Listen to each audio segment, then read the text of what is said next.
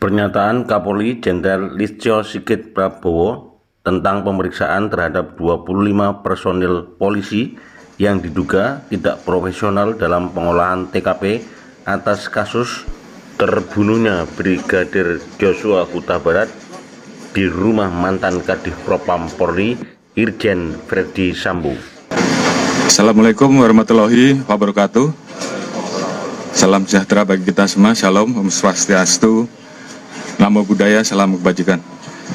Yang saya hormati rekan-rekan tim sus, rekan-rekan media, sesuai dengan arahan Bapak Presiden beberapa waktu yang lalu bahwa beliau memerintahkan kepada kami untuk membuka secara transparan, jujur, sehingga proses penyidikan ini betul-betul bisa dipahami dan masyarakat tentunya menginginkan bahwa proses penyidikan yang kita lakukan juga betul-betul transparan. Beberapa waktu yang lalu kita sudah melaksanakan penonaktifan, kemudian juga kita membuka ruang untuk melaksanakan otopsi ulang, dan kemarin telah dilaksanakan penetapan tersangka, dan saya kira nanti secara khusus Pak Kabar Eskrim akan menjelaskan. Namun malam ini saya akan menjelaskan beberapa informasi yang kita dapat dari pemeriksaan tim Irsus, karena ini juga menjadi penting bagi masyarakat yang beberapa waktu lalu mungkin menanyakan masalah terkait dengan CCTV rusak, yang tentunya ini juga menjadi hal-hal yang harus kita jelaskan. Jadi tim Irsus yang dipimpin oleh Irwasum telah memeriksa sampai saat ini 25 personil, dan proses masih terus berjalan, di mana 25 personil ini kita periksa terkait dengan ketidakprofesionalan dalam penanganan TKP, dan juga beberapa hal yang kita anggap bahwa itu membuat proses olah TKP dan juga hambatan-hambatan dalam hal penanganan TKP dan penyidikan, yang tentunya kita ingin bahwa semuanya bisa berjalan dengan baik. Kita telah memeriksa 3 personil Pati Bintang 3, Kombes 5 personil, AKBP 3 personil,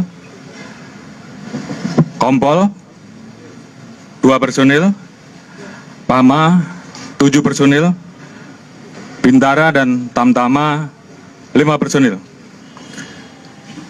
Dari kesatuan di Propam, Polres, dan juga ada beberapa personil dari Polda dan juga Bareskrim. Tentunya kita ingin semua proses bisa berjalan dengan baik. Oleh karena itu, terhadap 25 personil yang saat ini telah dilakukan pemeriksaan, kita akan menjalankan proses pemeriksaan terkait dengan pelanggaran kode etik.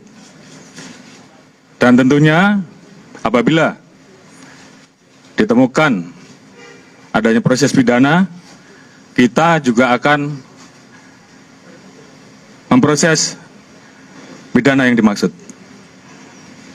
Dan malam hari ini saya akan keluarkan TR khusus untuk memutasi, dan tentunya harapan saya proses penanganan tindak pidana terkait dengan meninggalnya Brigadir Joshua ke depan akan berjalan dengan baik, dan saya yakin tim sus akan bekerja keras dan kemudian menjelaskan kepada masyarakat dan membuat terang tentang peristiwa yang terjadi. Mungkin Pak Kabar Eskrim bisa menjelaskan terkait dengan proses penanganan yang saat ini dilakukan. Silakan. Terima kasih Bapak Kapolri, yang terhormat Bapak Kapolri, Bapak Wakapolri, dan para pejabat yang hadir pada kesempatan rilis pada sore hari ini.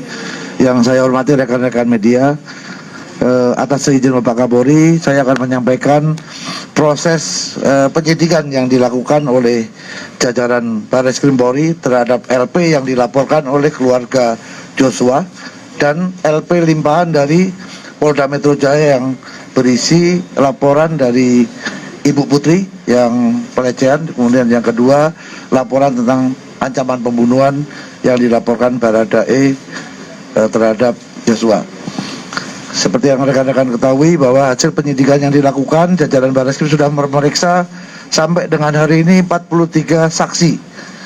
1 orang sudah ditetapkan sebagai tersangka. Rekan-rekan sudah mengetahui bahwa sangkaan pasal yang diterapkan adalah 338, Yunto 55, Yunto 56. Artinya bahwa kenapa tidak diterapkan 340? Karena ini masih rangkaian proses pendalaman dari temuan-temuan selama pemeriksaan oleh tim khusus yang dilakukan, sehingga tadi sudah disampaikan oleh Bapak Kapolri bahwa 25 personel dari Propam, kemudian dari Barreskrim, ada yang dari Polres dan Polda Metro Jaya sudah menjalani proses pemeriksaan oleh tim Irsus, dan sebagian akan ditempatkan di tempat khusus, dan nantinya apabila ada proses ditemukan pelanggaran pidana daripada perbuatan-perbuatan yang dilakukan, baik itu menghalangi proses penyidikan, menghilangkan barang bukti, menyembunyikan barang bukti, sehingga menghambat proses penyidikan, nantinya akan setelah menjalani proses pemeriksaan kode etik, rekomendasi daripada Bapak Irwasum nanti akan kita jadikan dasar apakah perlu kita lakukan peningkatan status mereka menjadi bagian daripada para pelaku yang tadi ada pasal 55, 56 adalah ada yang melakukan, turut serta melakukan, menyuruh melakukan perbuatan pidana, atau karena kuasanya dia memberikan perintah untuk terjadinya sesuatu kejahatan, termasuk memberi kesempatan dan memberi bantuan sehingga kejahatan itu bisa terjadi. Ini akan menjadi landasan kita di dalam melakukan proses penyidikan yang kita lakukan, termasuk kami dari tim sus, karena di samping sebagai Kabar Eskrim saya juga masuk bagian daripada tim sus, juga mendapatkan surat dari penyidik untuk melakukan evaluasi terhadap penanganan laporan polisi limpahan dari Polres ke Polda Metro, yang nantinya akan dilakukan evaluasi oleh tim sus secara bersama-sama untuk mengkaji apakah tahapan-tahapan proses yang mereka lakukan sudah sesuai dengan ketentuan atau tidak. Hal ini adalah untuk melaksanakan perintah Bapak Kapolri untuk membuat terang perkara seterang-terangnya, sehingga siapapun yang turut serta atau menyuruh melakukan itu akan terbuka. Tentunya memang kendala daripada upaya pembuktian adalah adanya barang bukti yang rusak atau dihilangkan, membuat waktu, membutuhkan waktu kita untuk melakukan penuntasan masalah ini. Kami rasa itu Bapak Kapolri.